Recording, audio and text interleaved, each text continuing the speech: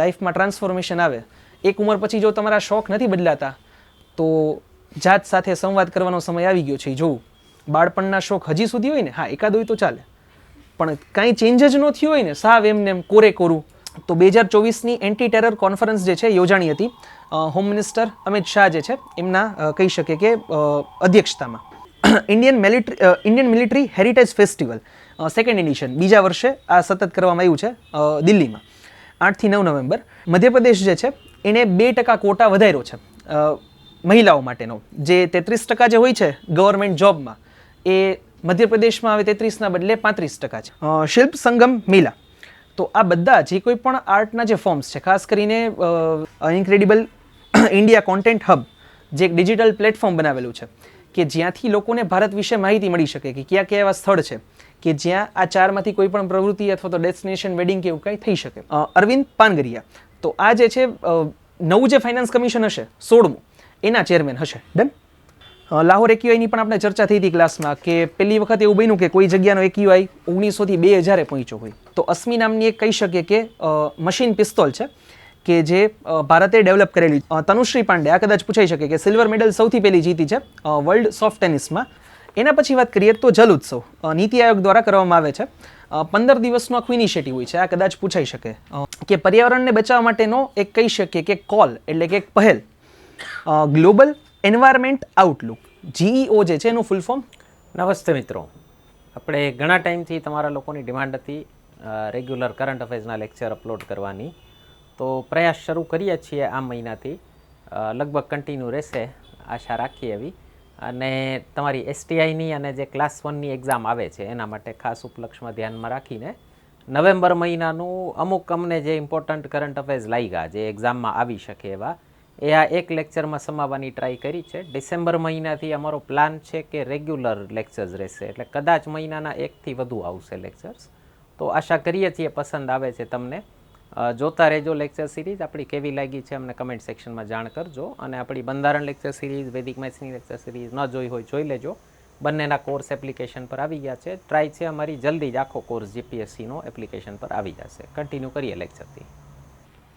એક GEO7 છે under UNEP United Nations environment programme. આપણે જેટલું ભણ્યા હશું એનો ક્યાંક ને ક્યાંક રેફરન્સ આવશે. એટલે કરંટ અફેર્સ વાંચતા પહેલાં GS ક્લિયર હોવું જરૂરી છે. વળી એમ થાય UNEP છે શું, તો આપણે ભણ્યા હોય તો ખ્યાલ આવે, બાકી તો શું થાય ગોખવાનું આવે કે UNEP જેવું કંઈક છે. તો કોલ ફોર એન્વાયરમેન્ટ એક્શન કે પર્યાવરણને બચાવવા માટેનો એક કહી શકીએ કે કોલ એટલે કે એક પહેલ ગ્લોબલ એન્વાયરમેન્ટ આઉટલુક GEO જે છે એનું full form global environment Outlook કે વૈશ્વિક પર્યાવરણ માટે આપણે કહી શકીએ કે એક ઇનિશિયેટિવ પહેલ. હવે એ કરશે શું, તો comprehensive views on environmental changes. આ એક કહી શકીએ કે એક ઇનિશિયેટિવ છે અથવા તો એક રિપોર્ટ જેવું છે કે જેના થ્રુ જે UNEP છે યુનાઇટેડ નેશન્સ એન્વાયરમેન્ટ પ્રોગ્રામ એને પર્યાવરણ માટે શું શું નુકસાન છે, અત્યારે શું શું ચેલેન્જીસ છે એ ડિસ્કસ કરેલા છે અથવા તો એ રિલીઝ કરેલા છે જેના ઉપર સરકારે કામ કરવું જોઈએ. તો આ એક શુદ્ધ ડિપ્લોમેટિક એક છે ડેટા કે જેના ઉપર સરકારને એક એડવાઇસ આપવામાં આવે કે જે તે દેશની જે સરકાર છે એણે પર્યાવરણને બચાવવા માટે આવા કાર્યો કરવા જોઈએ. પછી UNCBD આપણે જે સંસ્થાની હમણાં જ ચર્ચા કરી હતી એન્વાયરમેન્ટમાં, તો બાયોડાયવર્સિટી માટેનું જે કન્વેન્શન છે જેની જે નવી જે લેટેસ્ટ COP જે હતી કાલી કોલંબિયામાં, તો એની વાત છે. તો એમાં શું નક્કી થયું, આ વર્ષની જે COP હતી એની આપણે ઓલરેડી ચર્ચા કરી છે પહેલામાં. તો જે ગયા વર્ષના કુનમિંગ મોન્ટ્રિયાલના જે ગોલ્સ હતા જે 30x30 ઇનિશિયેટિવ કહેવાય છે, જેનું એક ઉપનામ હતું 30x30 ઇનિશિયેટિવ. તો એના અંતર્ગત હતું શું કે આપણે 30% બાયોડાયવર્સિટી બચાવવાની છે 2030 પહેલાં. તો આમાં ભારતે પોતાનો એક અલગથી પ્લાન આપ્યો છે. એટલે આ જરૂરી છે. જો ભારતનું જ્યાં કંઈ પણ આવે ને ઇનિશિયેટિવ તો બધે આવતા હોય, પણ ભારતનું હોય ને તોય ધ્યાન રાખવું પડે. તો એ છે NBSAP national biodiversity strategy and action plan. તો આમાં અંતર્ગત ભારતે પોતાનો પ્લાન આપ્યો છે કે ભારત 30x30 ટાર્ગેટને અચીવ કરવા માટે કઈ રીતે કામ કરશે. આપણો રોડમેપ શું છે, આપણે અમુક પર્સન્ટેજ લેવા હોય સ્કૂલના કોઈ બાળકને, તો એની પાસેની કંઈક પ્રિપેરેશન તો હોવી જોઈએ ને કે મારો આ સબ્જેક્ટ વીક છે તો આમાં વધારે મહેનત કરીશ, આ સબ્જેક્ટ સ્ટ્રોંગ છે તો આમાં ઓછી મહેનત કરીશ, આને આટલા કલાક આપીશ. તો એક પ્લાનિંગથી કામ થાય ને તો એનું આઉટપુટ કમ્પેર ટુ જે આપણે પ્લાનિંગ વગર કરતા હોય ને એના કરતાં વધારે મળે. હવે ચલો સ્કૂલનું તો બહુ નાનું એક્ઝામ્પલ આપ્યું સ્ટુડન્ટનું. જ્યારે દેશ લેવલે કામ થતું હોય તો ત્યાં પ્લાનિંગ સાથે જ જવું પડે. બાકી એમ થાય કે તો કરી લેશું 2030 સુધીમાં, એમાં કાંઈ ન થાય, વાતું થાય ખાલી. તો ભારતે પોતાનો પ્લાન આપ્યો છે કે 2030 સુધીમાં કઈ રીતે આપણે 30% બાયોડાયવર્સિટીને બચાવવી. અને એના માટે સસ્ટેનેબલ રિસોર્સિસ જે છે, આપણે જે રિસોર્સિસ આપણા જે કંઈ પણ છે એનો સસ્ટેનેબલ એટલે કે આપણે જોઈ જાળવણીપૂર્વક ઉપયોગ અને ફેર બેનિફિટ શેરિંગ, જેની આપણે ચર્ચા કરી હતી કે જે ફંડ આપે છે જે ખૂબ ઓછું છે એનો બધાને સરખો ભાગ મળવો જોઈએ. પણ પહેલાં ફંડ આવે તો ભાગ મળે ને, જેની આપણે ચર્ચા કરેલી હતી કે એ લોકો જે ફંડ આપવાનું છે એ જ ફંડ પૂરું નથી આપતા અને જે ગોલ્સ અચીવ કરવા છે એના માટે જોશે. ભારત જે છે 8% વિશ્વ આખાની આપણે વાત કરીએ તો 8% અલગ અલગ પ્રજાતિઓ છે પ્રાણીની ભારતમાં જોવા મળે છે, જેમાં 3500 જેવી સ્પીસીઝ ખાલી માછલીની છે. જો આપણે ચર્ચા કરતા હોય ને ઘણી વખત કે આપણે એન્વાયરમેન્ટ ભણાવતો ત્યારે મેં કીધું હતું કે વિશ્વ ઉપર અત્યારે ખૂબ મોટી તકલીફ છે કે અલગ અલગ સ્પીસીઝ ખતરામાં છે અથવા તો એક્સટિંક્ટ થઈ ગઈ છે. એનું કારણ શું છે? જો 3532 અલગ અલગ સ્પીસીઝ તો ખાલી ભારતમાં છે માછલીની, તો વર્લ્ડમાં કેટલી બધી હશે? અને આ તો અત્યારે છે, પહેલાંના કરતાં કેટલી બધી વધારે છે. ઘણી વખત આપણે આંકડો જોઈએ ને તો આપણને એમ થાય કે આવું સાચેમાં હોય. અત્યારે એવું કહેવાય છે કે લગભગ 50% સ્પીસીઝ ઓવરઓલ આખી દુનિયાની, માછલીની નહીં બધા પ્રાણીઓની વિલુપ્ત થઈ ગઈ છે. આપણને શું થાય? કોઈ દિવસ થોડું બને, આટલી બધી માછલી તો દરિયામાં છે. પણ એ માછલી છે એમાં સ્પીસીઝ એની જે અલગ અલગ પ્રજાતિ છે એમાં આપણને 5ના નામ ન ખબર હોય તો એ વિલુપ્ત થઈ છે એ સાચી વાત છે. એટલે ભારતનો ડેટા આપ્યો છે કે ભારતમાં 3532 સ્પીસીઝ જે છે માછલીની છે, 430 ઉભયજીવી એમ્ફીબિયસ, 738 રેપ્ટાઇલ્સ એટલે કે સરીસૃપ, 1346 બર્ડ્સ પક્ષીઓ અને 436 મેમલ્સ સસ્તન વર્ગના પ્રાણીઓ. તો આ અલગ અલગ પ્રાણી પક્ષીઓની કેટેગરીઝ છે એટલી સ્પીસીઝ ભારતમાં જોવા મળે છે. ડન. આગળ વાત કરીએ તો ફર્સ્ટ એશિયન બુદ્ધિસ્ટ સમિટ. હવે કોઈ પણ ધર્મ હોય, આપણે ઇતિહાસ ભણ્યા હોય તો આપણે એમાં પણ જોયું હતું કે બૌદ્ધ પરિષદ, બૌદ્ધ ધર્મસભા અને જૈન જે વૈશ્વિક મહાસભાઓ બોલાવેલી હતી પ્રાચીન સમયમાં પણ. તો આ ખૂબ જરૂરી છે. કોઈ પણ દેશમાં અથવા તો વિશ્વમાં શાંતિ જોતી હોય ને તો ડાયલોગ્સ, વાતચીત ખૂબ જરૂરી છે. ઘણીવાર આપણે એમ થાય વાતચીતથી કાંઈ ન થાય, યુદ્ધથી જ બધું થાય. હા, યુદ્ધના સમયે યુદ્ધ કરવું પડે, પણ બાકી વાતચીતથી પણ ઘણી બધી સોલ્યુશન્સ આવી શકે. ભારતની ઓલવેઝ ટ્રેડિશન રહી છે કે એકબીજાના ડાયલોગ્સ, એકબીજા સાથે વાતચીત કરવી, કન્વર્ઝેશન, એના થ્રુ આઈડિયાઝ એક્સચેન્જ થાય. તમે જોજો આજુબાજુમાં તમને ઓબ્ઝર્વ કરવાની છૂટ, જે લોકોનું કન્વર્ઝેશન, હા એમ આજુબાજુ નહીં પાછું, હા એમાંય જોવા મળી શકે એવું નથી. તો એમાં જોજો તમને છે ને એવા લોકો જોવા મળી જશે આજુબાજુમાં કે જે લોકો બહુ ઓછા લોકો સાથે ભળતા હશે ને એના વિચાર ઘણા બધા રિજિડ હશે, અથવા તો જે એક જ પ્રકારના વેરાયટી સાથે લોકો જોડાયેલા હશે ને એના વિચાર ખૂબ રિજિડ હશે. એનામાં એક્સેપ્ટન્સ નહીં હોય, એના નવા વિચાર આવશે ને તો એ જલ્દીથી સ્વીકારશે નહીં. આ માણસ વૃત્તિ છે. એટલે જેટલા વધુ લોકો સાથે, જેટલા નવા લોકો સાથે ડાયલોગ્સ થાય ને, જે લોકો મોટા ભાગે, આ મારું ઓબ્ઝર્વેશન છે, જે લોકો હરતા ફરતા રહેતા હોય ને, જેને ફરવાનો શોખ હોય અલગ અલગ રાજ્યોમાં, દેશમાં, રાજ્યોમાંય ચાલે, એ લોકોમાં છે ને એક્સેપ્ટન્સ સારું હોય. ફોર એક્ઝામ્પલ એક નાનું એવું એક્ઝામ્પલ આપું. ગુજરાતમાં જનરલી લોકો નોનવેજ જે છે એ એવોઇડ કરતા હોય, એટલે કે વેજ ફૂડ, મોટાભાગના લોકો વેજીટેરિયન હોય. હવે સાઉથના કે નોર્થ ઇસ્ટના સ્ટેટ્સમાં ગયા હોય તો ત્યાં મોટાભાગે આવા લોકો જોવા મળે. હવે ફ્રિકવન્ટલી જાય ને તો શું થાય? એને એક નોર્મલ તરીકે ટ્રીટ કરે. ડાયરેક્ટ પેલી વાર જાય ને તો આપણને એક એલિયન જેવું લાગશે કે લે આ બધા શું ખાય છે, આવું ખવાય કોઈ દિવસ? રિજિડિટી જે છે ને એ તોડવાનો સૌથી મોટો એક વે છે ને એ છે ડાયલોગ્સ, નવા લોકો સાથે કમ્યુનિકેશન, વિચારોની આપ-લે અને બીજા એકબીજાનું એક્સેપ્ટન્સ. ચલો તમને નથી ગમતું એ તમારો ઓપિનિયન છે, આપણને કોઈ પણ વસ્તુ ન ગમે એ આપણો ઓપિનિયન હોય, પણ એ બિચારો ત્યાંથી જ એ એટમોસ્ફિયરમાં જન્મો છે. આપણે કદાચ ચર્ચા થઈ હતી કે સ્વામી વિવેકાનંદ માછલી ખાતા હતા, તો ઘણા એવા તર્ક દે કે સ્વામી વિવેકાનંદ તો માછલી ખાતા હતા, પણ એ ભણ્યા હતા કેટલું? એ તો જો, એ તો કે એની વાત નહીં કરે, ના એ તો ભણ્યા હોય, એ તો એક્સેપ્શન હોય ને. તો આ એક્સેપ્શન, આ જે કહી શકીએ કે એક્સેપ્ટન્સ જે જોઈએ ને, એકબીજામાં સ્વીકાર્ય વૃત્તિ, એ ડેવલપ કરવાનો સૌથી મોટો પોઈન્ટ છે. તો ફર્સ્ટ એશિયન બુદ્ધિસ્ટ સમિટ, જે બૌદ્ધ ધર્મ જે છે એ મોટાભાગના જે દેશોમાં જે છે એ મોટાભાગના એશિયાના દેશો છે. તો એટલા માટે ફર્સ્ટ એશિયન બુદ્ધિસ્ટ સમિટ દિલ્હીમાં થઈ હતી અને ministry of culture and international ministry of culture કહી શકીએ કે ભારત સરકાર તરફથી રિપ્રેઝન્ટેશનમાં હતી. અને આ જે કોન્ફરન્સ જે છે એની થીમ હતી રોલ ઓફ બુદ્ધ ધર્મ ઇન સ્ટ્રેન્થનિંગ એશિયા. જો એશિયન સમિટ છે અને બૌદ્ધ ધર્મ પણ મોટાભાગે એશિયામાં ફેલાયેલો છે, તો એશિયાને મજબૂત બનાવવા માટે બૌદ્ધ ધર્મનો રોલ શું હોઈ શકે, કે એનું યોગદાન શું હોઈ શકે, એના માટેનો આખો પોઈન્ટ હતો. અને ભારતના જે પ્રેસિડેન્ટ છે, રાષ્ટ્રપતિ, એમાં ચીફ ગેસ્ટ હતા. તો આ એક સમિટ થયેલી હતી ઓક્ટોબર 2024. એન્વાયરમેન્ટમાં તો આપણે બધી આ ડિટેલમાં ચર્ચા કરેલી છે. હોટેસ્ટ મંથ હતો ભારતમાં 1901થી લઈને 2024 સુધીમાં. ભારતના સ્પેસિફિક વાત કરીએ તો દરેક ઓક્ટોબર મહિનામાં સૌથી ગરમ મહિનો હતો આ વર્ષનો. હવે ઓક્ટોબર મહિનો જનરલી ભારતમાં એવું હોય કે ઠંડીની ધીમી શરૂઆત થાય, એટલે એન્ડ હોય, ઓક્ટોબર એન્ડમાં ખાસ કરીને શરૂઆત થાય, તો એ આ વર્ષે નથી થઈ. અને વિધાઉટ રેઇનફોલ આખો ઓક્ટોબર મહિનો એવો ગયો છે કે જ્યારે વરસાદ ન આવ્યો હોય. તો આમાં નવીન શું છે? એક વસ્તુ નવી છે. આ ઋતુ છે ને, આ સમય આપણા ભારતમાં જોઈએ ને તો રિટ્રીટિંગ મોન્સૂન, નિવર્તન વર્ષા ઋતુનો સમય છે. એટલે આ સમય દરમિયાન ખાસ કરીને દક્ષિણના અને નોર્થ ઇસ્ટના રાજ્યોમાં વરસાદ રેગ્યુલરલી પડે છે. જે રૂટીન છે ને આપણા ભારતની ક્લાઇમેટનું, ભારતની વેધરનું, એના અનુસાર આ સ્ટેટ્સમાં રિટ્રીટિંગ મોન્સૂન એટલે પાછા ફરતા વરસાદના પવનો વરસાદ લઈ આવે છે. પણ આ મહિનો એવો ગયો હતો કે જ્યાં વરસાદ જ નથી પડ્યો કોઈ પણ જગ્યાએ.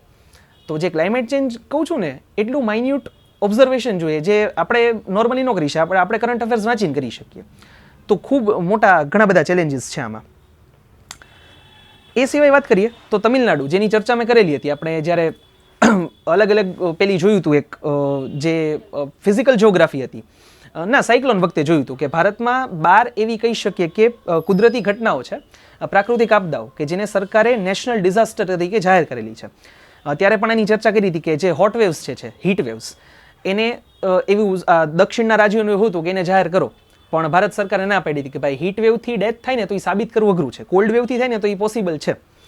તો આના કારણે ભારત સરકારે એને માન્યતા નથી આપી. તો તમિલનાડુએ શું કર્યું કે એને પોતે સ્ટેટ ડિઝાસ્ટર તરીકે ડિક્લેર કરી દીધી. ટોટલ 12 છે, જે તમે કદાચ લખેલી પણ હશે, આપણે ડિસ્કશન કર્યું હતું એનું. લાહોર એક્યુઆઈની પણ આપણે ચર્ચા થઈ હતી ક્લાસમાં કે પહેલી વખત એવું બન્યું કે કોઈ જગ્યાનો એક્યુઆઈ 1900 થી 2000 પહોંચ્યો હોય. પરમ દિવસે જ્યારે આપણે છેલ્લે એક્યુઆઈ ડિસ્કસ કરતા હતા ત્યારે એર ક્વોલિટી ઇન્ડેક્સ. સિક્કિમ જે છે એનું શહેર છે ગેંગટોક. તો ત્યાં OD1 ફોર્મ્યુલા લાગુ થયેલી છે. જે OD1 ફોર્મ્યુલા દિલ્હીમાં યુઝ્યુઅલી લાગુ થતી હોય છે શિયાળાની ઋતુમાં, તો એ ત્યાં લાગુ થયેલી છે. પણ અહીંયાનો રેફરન્સ અલગ છે કે ટ્રાફિક ઇસ્યુના કારણે થયેલી છે. અહીંયા એન્વાયરમેન્ટ જે છે ઇસ્યુ નથી, ટ્રાફિકના કારણે આ થયેલું છે. પછી વાત કરીએ તો એક પાસપોર્ટ ઇન્ડેક્સ આવે છે. આ ખાસ પૂછાઈ શકે એવી શક્યતા. પાસપોર્ટ ઇન્ડેક્સ અલગ અલગ કન્ટ્રીઝનો આવે છે, દેશનો. જે દેશ પહેલા નંબર ઉપર હોય એનો પાસપોર્ટ એટલો મજબૂત ગણાય. તો એમાં લગભગ મોટા ભાગે સિંગાપોરનો જે છે નામ રહેતું હોય છે દર વર્ષે. તો સિંગાપોર આ વર્ષે પણ કહી શકીએ કે પહેલા નંબરે છે. France, Germany, Italy, Japan, Spain આ બધા સંયુક્ત રીતે બીજા નંબરે છે. ભારતનો 83મો નંબર છે. જે પાસપોર્ટ ઇન્ડેક્સ જે છે એમાં ભારત 83માં ક્રમે છે. આ એક 86 છે, 83 છે, 83 જ છે ને, ઓકે. તો આ એક છે ને આપણે સુધારવાની જરૂર છે. આના ઉપર થોડું ક્રિટિસિઝમ થાય છે. હવે 62 હતો, મને યાદ નથી હોય એક્ઝેક્ટ ગયા વખતનો. એટલો બધો તો ફેરફાર નહીં થયો હોય લગભગ, જુઓ જોઈએ 2023માં. કારણ કે જો 20નો ગેપ આવ્યો હોય ને તો આપણા જે સરકારની જે વિપક્ષમાં બેઠા હોય એ લોકોએ હોબાળો મચાવી દીધો હોય. આવું કંઈક થાય ને તો નહીં. આ વર્ષે તો 83 જ છે, ગયા વર્ષનું જુઓ જોઈએ.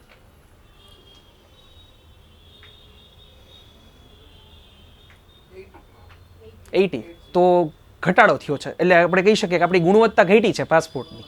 80માં નંબરે સારી ગુણવત્તા કહેવાય 83 કરતાં. તો આમાં આપણે ઇમ્પ્રુવમેન્ટની જરૂર છે. 83 એટલે એક ખૂબ ખરાબ કહેવાય. ભારત જેવો દેશ કે જે ફ્યુચરનો વિશ્વગુરુ બનવાનો છે એના માટે 83મો નંબર સારો ન કહેવાય. પણ આમાં એવું છે કે આના ક્રાઇટેરિયા ઘણા બધા છે. તો એ ક્રાઇટેરિયા ઉપર કામ કરવાની જરૂર છે. જેમ કેમ આપણે જોતા હોઈએ કે ગ્લોબલ યુનિવર્સિટીઝનો જ્યારે ઇન્ડેક્સ આવે ને ત્યારે ભારતની ખૂબ ઓછી યુનિવર્સિટીઝ એમાં હોય છે. એનું કારણ શું છે? ક્રાઇટેરિયા એ લોકોએ સેટ કરેલા છે. પણ હવે આપણે નંબર જોતો છે તો આપણે એના ક્રાઇટેરિયામાં કામ કરવું પડે. અથવા તો આપણે એવું બનવું પડે કે આપણે આપણો પોતાનો નંબર, ટૂંકમાં આપણે ઇન્ટરનેશનલ નંબર આપવાનું શરૂ કરીએ. આ બે જ ઓપ્શન છે. તો આ ફિલ્ડમાં એક કામ કરવાની જરૂર છે ખાસ. બીજી એક જે છે મહાસાગર, કે કહી શકીએ કે ઇન્ડિયન નેવીની નૌસેના માટેની એક એક્સરસાઇઝ છે. અથવા ના, એક્સરસાઇઝ નથી, એકચ્યુઅલમાં છે ઇન્ટરેક્શન છે, વાતચીત છે, ડાયલોગ્સ છે. હા, એમાં છે ને એ સ્પોર્ટ્સવાળું નથી એટલું બધું ઇમ્પોર્ટન્ટ, એટલે સ્કીપ કર્યું છે. મહાસાગર જે છે એ દર વર્ષમાં 2 વાર આ શરૂ થઈ છે 2023થી, અને નેવી માટે થાય છે. અને આ વર્ચ્યુઅલ ડાયલોગ્સ હોય છે, ઇન્ટરેક્શન. તો જો મહાસાગર, એના ઉપરથી જ ખબર પડી જાય કે નેવી માટે હોય, સાગર છે એટલે. અને આમાં જે છે કહી શકીએ કે નેવીના જે ઓફિસર્સ છે એનું વર્ચ્યુઅલ ડાયલોગ્સ હોય છે વર્ષમાં 2 વાર. તો 2023થી શરૂઆત થઈ, તો 23માં 1 વાર, અને 24માં 1 વાર, અને 24માં બીજી વાર, એટલે આ ત્રીજી ડાયલોગ હતી મહાસાગરમાં. પછી આગળ વાત કરીએ તો 3rd addition world solar report, ISA, international solar alliance, જેની આપણે હમણાં ચર્ચા કરી. તો એ સોલાર રિપોર્ટ આપે છે. તો એ શું કહે છે કે ગ્લોબલ કેપેસિટી, જે સોલાર પાવરની કેપેસિટી, ગ્લોબલ કેપેસિટી વર્ષ 2000માંથી 1.22 ગીગાવોટ, એટલે ખૂબ ઓછી કહેવાય. 2000માં હતી 1.22 ગીગાવોટ. તો એ અત્યારે ઘણી વધી ગઈ છે. 2023માં 1400 થઈ ગઈ છે. તો 24 વર્ષમાં આપણે ઘણું બધું ડેવલપમેન્ટ કર્યું છે. આ ગ્લોબલ ડેટા છે, ભારતનો નથી. તો 1માંથી 1400 એટલે ખૂબ સારી પ્રગતિ કહેવાય, કારણ કે ત્યારે સોલાર પાવરનો જે છે એટલો બધો જમાનો નહોતો. તો હવે ટેકનોલોજી ઘણી આવી ગઈ છે. જો સોલાર પાવરનું એક ક્રિટિસિઝમ કહું, કોઈ પણ વસ્તુનું છે ને ક્યાંક ને ક્યાંક ક્રિટિસિઝમ હોય જ. આપણે કહીએ કે ગ્રીન એનર્જી છે, ક્લીન એનર્જી છે, સૂર્ય દ્વારા આવે છે, પણ એ જે સોલાર પેનલ બને છે એ બનાવવામાં તો કાર્બન એમિશન થાય ને. એ સોલાર પેનલ જ્યારે એનો ટાઈમ લિમિટ પૂરી થશે, હવે એમ કાચ હોય, સિલિકોન, આ બધું એને ડિસ્ટ્રોય કેમ કરવું? એ પાછો નવો કચરો ઉદ્ભવશે એનાથી. એટલે એન્વાયરમેન્ટના ચેલેન્જીસ એવા છે કે જેમાં તમને છેલ્લો છેડો ક્યાંય નહીં મળે. ઘણા શું કરે ખબર છે, આ અપ્રોચ બદલાવની જરૂર છે. એટલે જ મેં આપણે ચર્ચા કરી હતી કે આનો સૌથી મોટો સોલ્યુશન એ છે કે માણસ પોતાની પ્રવૃત્તિ બદલે. જો મેં ઘણા જોયેલા છે, ઘરે સોલાર હોય ને કે આખું સોલાર ઉપર જ ચાલતું હોય, માથેથી બિલમાં પૈસા આવતા હોય એક્સ્ટ્રા, કારણ કે જરૂરિયાત કરતાં વધારે એનર્જી મળતી હોય એમાંથી. તો શું કરે ખબર છે, મફત છે ને તો વાપરો, જરૂર ન હોય તો એ શરૂ કરે. આ માઇન્ડસેટ બદલવાનો છે. આપણે સોલાર પાવરના વિરોધી નથી, સોલાર એનર્જીના વિરોધી નથી, પણ એ ફ્રી છે અને પૈસા વધે છે, ધેટ ડઝન્ટ મીન કે એનો ગેરજવાબદારીપૂર્વક અથવા તો કહી શકીએ કે બેફામ રીતે ઉપયોગ કરીએ. આ માઇન્ડસેટ છે ને એ બદલવાની જરૂર છે. તો સોલાર પાવર પણ સારી વસ્તુ છે, પણ ક્યાંક તમને ચેલેન્જ પૂછી લે, તમે લખો શું, સોલાર પાવરના ચેલેન્જ યાદ જ ન આવે. સૌથી મોટો ચેલેન્જ છે કે બનાવવામાં પણ કાર્બન એમિશન થાય. ફેક્ટરીમાં જ બનશે ને, એના માટે મેન્યુફેક્ચરિંગ યુનિટ્સ જોશે, અને બનાવ્યા પછી જ્યારે એનો સમયગાળો પૂરો થશે, એની લાઈફ ટાઈમ ખૂબ એની જે કહી શકે કે શું ખૂબ સારી હોય છે, વધારે વર્ષો હોય છે. લગભગ 20 વર્ષ સુધી વાંધો ન આવે સોલાર પેનલમાં, એમાં 20-25 ચાલે, ખબર નથી, કારણ કે એક્ઝેક્ટ, કારણ કે મોટાભાગના લોકોએ ધીમે ધીમે હવે વાપરેલી છે, હવે ઇન્સ્ટોલ કરેલી છે. તો એ પૂરી થાય ત્યારે ખબર પડે એની કેપેસિટી. પછી જે એ વેસ્ટ હશે ને, સોલાર વેસ્ટ, એને ક્યાં નાખવો ને, એક સૌથી મોટી ચેલેન્જ હશે. તો આ 2 ચેલેન્જ લખી શકાય. તો આપણી જે કેપેસિટી છે 2030 સુધીમાં એ પહોંચાડવાની છે લગભગ 7200 ગીગાવોટ સુધી. તો 2030 સુધીનો ટાર્ગેટ છે કે આ 7200 ગીગાવોટ જેવી થાય, અને લગભગ આ ટાર્ગેટ અચીવ થઈ જશે આખા વર્લ્ડનો, કારણ કે અત્યારે ખૂબ ઝડપથી આ ક્ષેત્રમાં કામ થઈ રહ્યું છે. એટલે ખૂબ સારી વસ્તુ છે. આગળ વાત કરીએ તો ફાઇનાન્સ કમિશન, આનો ક્વેશ્ચન પણ પૂછાઈ શકે. ફાઇનાન્સ કમિશન જે છે, જે બંધારણમાં જેનો ઉલ્લેખ છે આર્ટિકલ 280, તો આ પણ પૂછાઈ શકે. ફાઇનાન્સ કમિશન આવ્યું તેવું જરૂરી નથી, આર્ટિકલમાં પૂછી લે ભાઈ કેટલામાં આર્ટિકલ છે, ફેક્ચ્યુઅલ પૂછવું હોય તો આર્ટિકલ 280. તો ફાઇનાન્સ કમિશન જે છે એમાં એક ચેરમેન, એટલે કે એક કહી શકીએ કે મુખ્ય હોય છે વ્યક્તિ, અને 4 બીજા મેમ્બર. તો ચેરમેન પ્લસ 4 એટલે કે ટોટલ 5 સભ્યો હોય છે.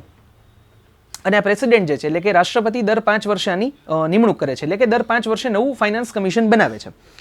પહેલું હતું 1952-57, અને જે 15મું છે જે અત્યારે રનિંગ છે. હવે જો 15મું અત્યારે રનિંગ છે 2021થી 26, પણ એનું કહી શકે કે એની જાહેરાત થઈ ગઈ હતી 2017માં.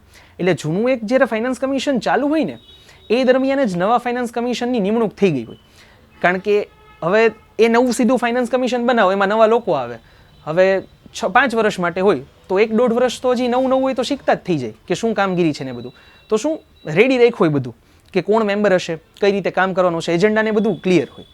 તો કહી શકીએ કે અત્યારનું જે 15મું ફાઇનાન્સ કમિશન ચાલુ છે, કદાચ આવો ક્વેશ્ચન પૂછાય તો 15મું 2021થી 26માં શરૂ છે. 16મું જે છે બનાવી નાખ્યું હતું 2023માં. 16મું કમિશન જે કામ કરશે 2026થી, પણ બનાવી નાખ્યું છે 23માં.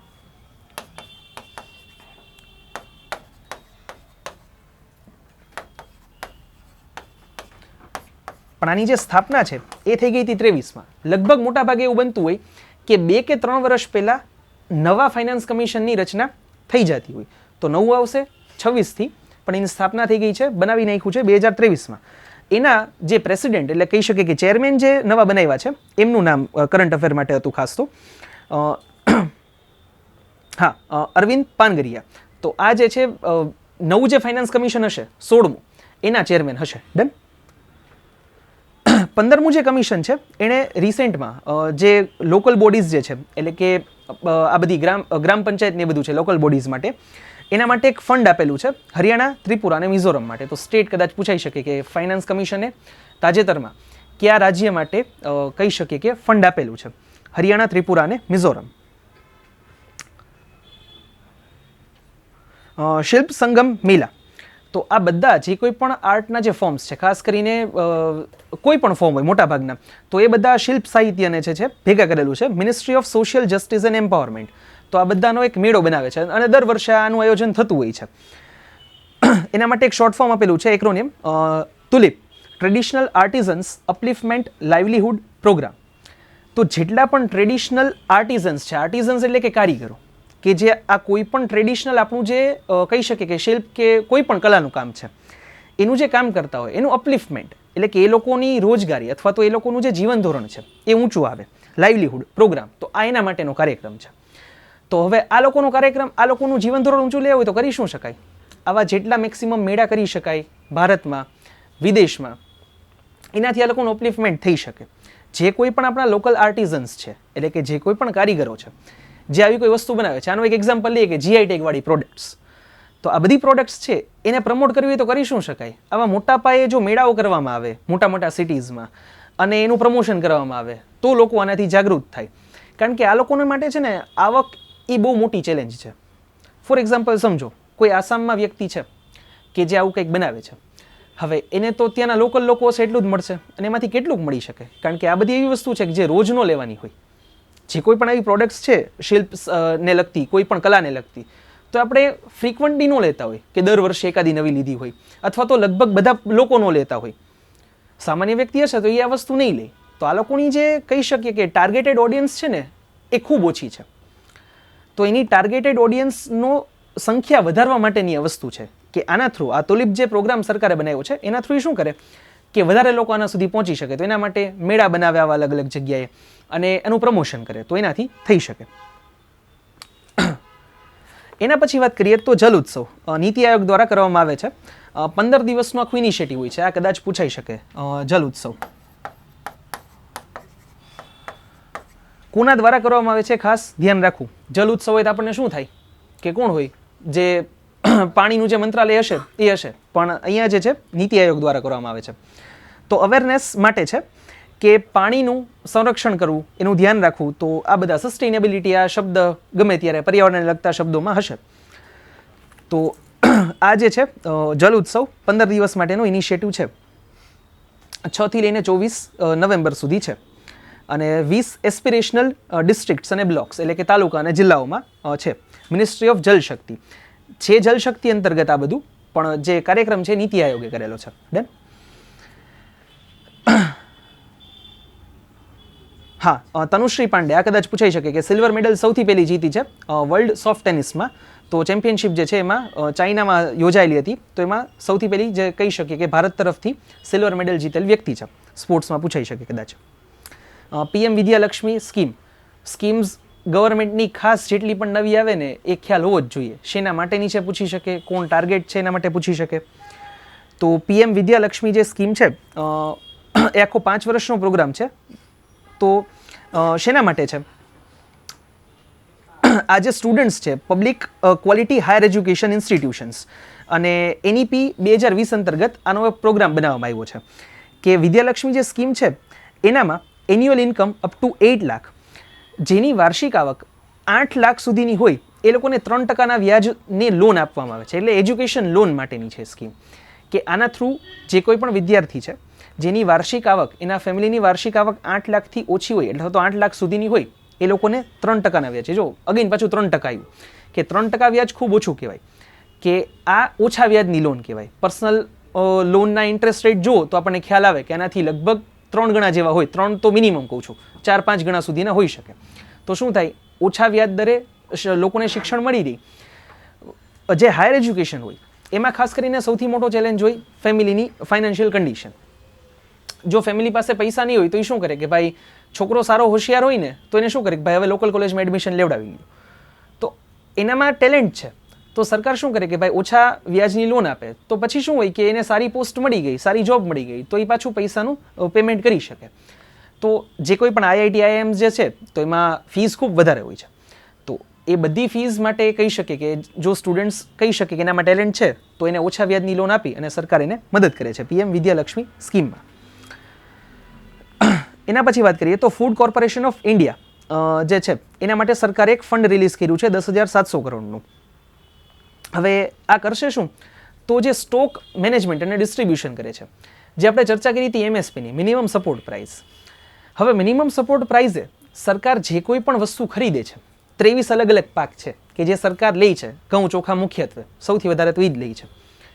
હવે સરકારે એ લીધા પછી સરકારી ગોડાઉન્સ છે. હવે સરકારી ગોડાઉન્સની કેપેસિટી અત્યારે ખૂબ ઓછી છે અને જે અનાજ અથવા તો જે કોઈ પણ પાક આવે છે ને એ ખૂબ વધારે આવે છે. હવે સરકારનું અનાજ જે છે એ સડી જાય છે પડ્યું, એટલી ખરાબ પરિસ્થિતિ છે. તો સરકારે શું કર્યું કે આ ફંડ રિલીઝ કર્યું કે જેના થ્રુ જે આ સ્ટોરેજ જે કેપેસિટી છે એ વધારી શકાય, એમાં ઇમ્પ્રુવમેન્ટ થઈ શકે. તો એના માટેનું છે સરકારે એક પેકેજ રિલીઝ કરેલું છે.